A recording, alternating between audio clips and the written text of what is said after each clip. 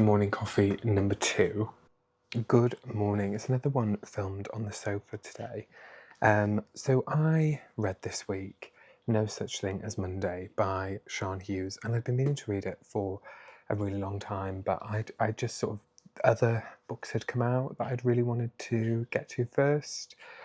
But I finally read this week. I mentioned that I'd started it in the last video, and I managed to get through it, and it was just beautiful. So we meet Steffi, who is a woman in her 50s who's caring for her father, and her dad is a difficult man. He dies. She's working in dry cleaners.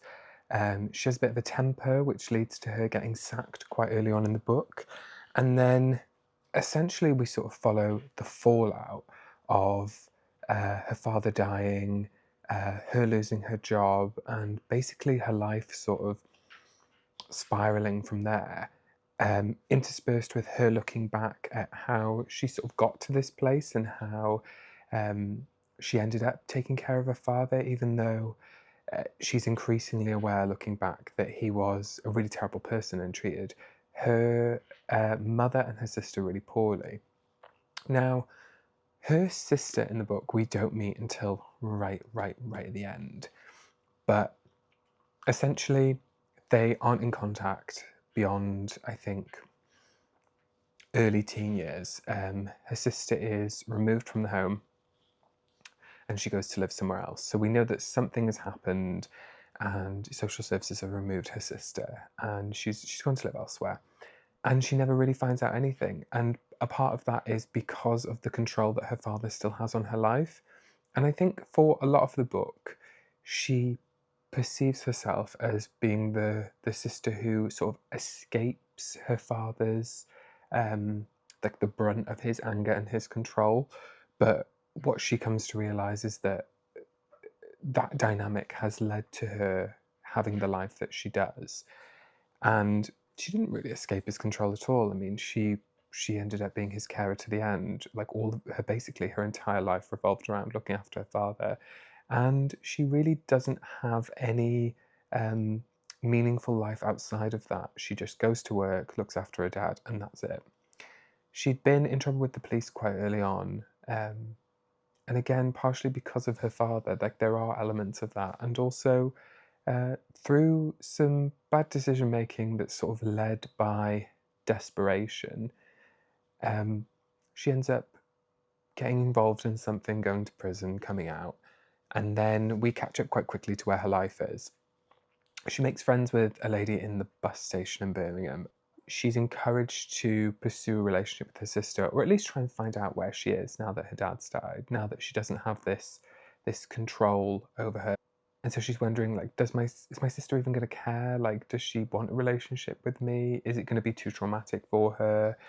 Is she going to sort of think that I sided with our father? Like, why would she want to have a relationship with me? This is, it's a really complicated set of circumstances.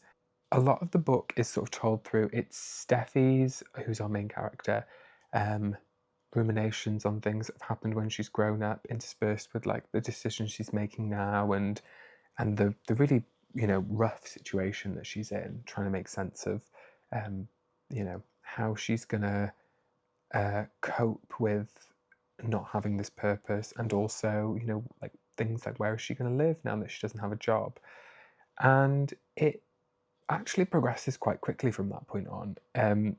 I found it really moving. Like I really enjoyed this book. I think it was a really nice story of how it's never too late to try and repair the damage that's happened in your life early on. And she does a really good job of, Sîan Hughes, of telling a story that isn't too bleak, that is really interspersed with humour, despite the really difficult circumstances that our protagonist lives in. When you get to the end, it is so satisfying seeing this woman who has clearly, like, she is tough. Like she knows how to stick up for herself. She knows how to be scrappy. She knows how to get there. she's just in the process of figuring it out and she doesn't know how she's going to do that. So when she does, it is so satisfying and so incredible, and I really, really, really, really, really recommend. And I don't want to say any more because I don't want to give away what happens, but if you have a chance, it's probably out in paperback now because I've seen a slightly different cover on Goodreads, so I would imagine that's the paperback cover. No, this is actually copyright 2026. Okay, so maybe the paperback isn't out, but definitely get this. Based on the way it's told, I could imagine this actually being a really nice audiobook as well, so maybe have a look to see if there's one available. I should have probably looked before I made this. Oh, it does. It's also available in ebook, so you know, if you don't want to pay full price for the hardback, you can get it on ebook, get it on Kobo or Kindle or whatever you use. But it'll probably be a little bit cheaper. You probably pay a paperback price. I loved this. Love, love, love. Cannot recommend enough. I'll probably lend this to one of my friends because I know it'll be right up her alley. And I'm going to see her this week, so I feel like she'll really love this. So I had actually a really nice weekend. I booked a long weekend because a friend was visiting with her little baby on Friday, and it was her first time coming to Wales, the baby, not the friend.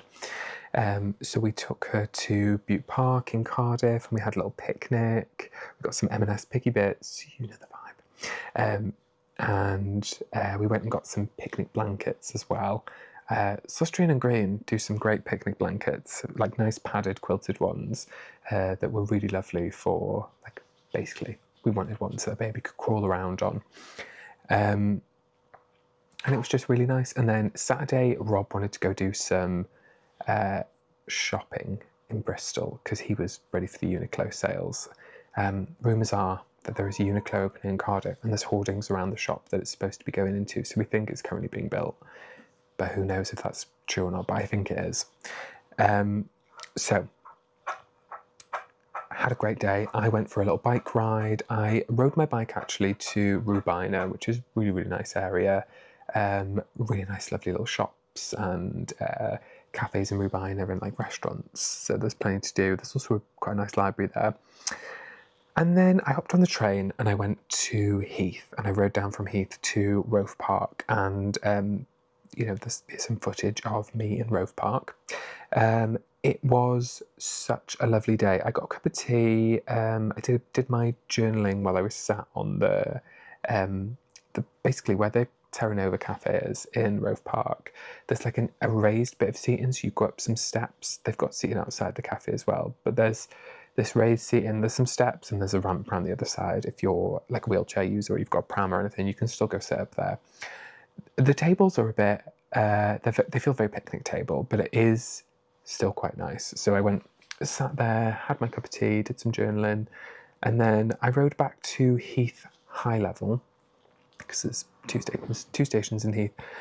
Went to Heath High Level, and then I got the train back to Llanishen, and then went to a little bakery at Parsons, and they actually had a vegan bread pudding there, and I thought, I haven't had this.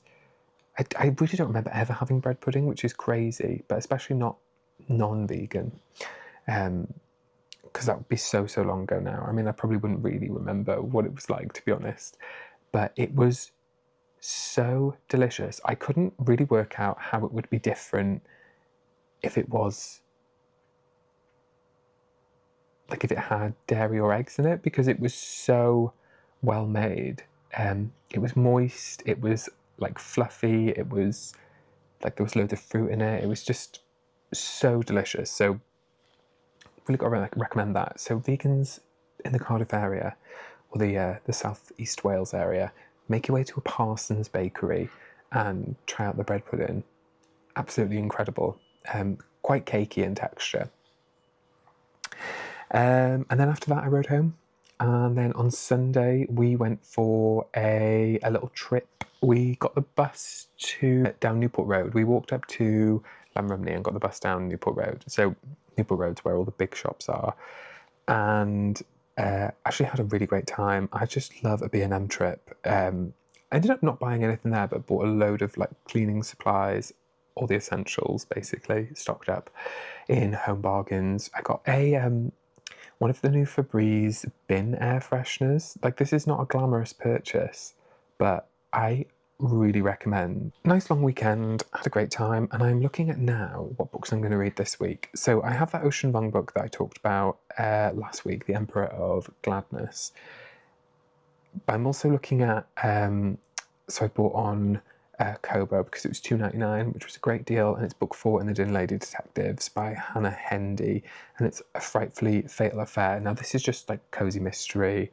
I love a whodunit murder mystery, just love. So I'm sort of torn between that and The Cat Who Saw Red, which is book 4 in the Cat Who series as well, and that's Lillian Jackson Braun.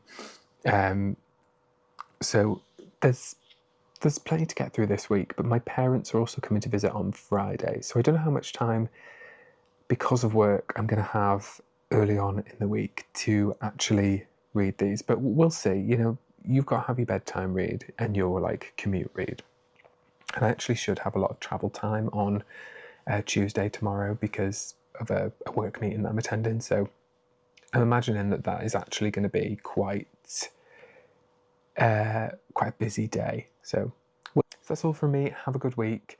It's a really short one this morning. We're just flying through, and I've got half an hour before I need to start work. Bye.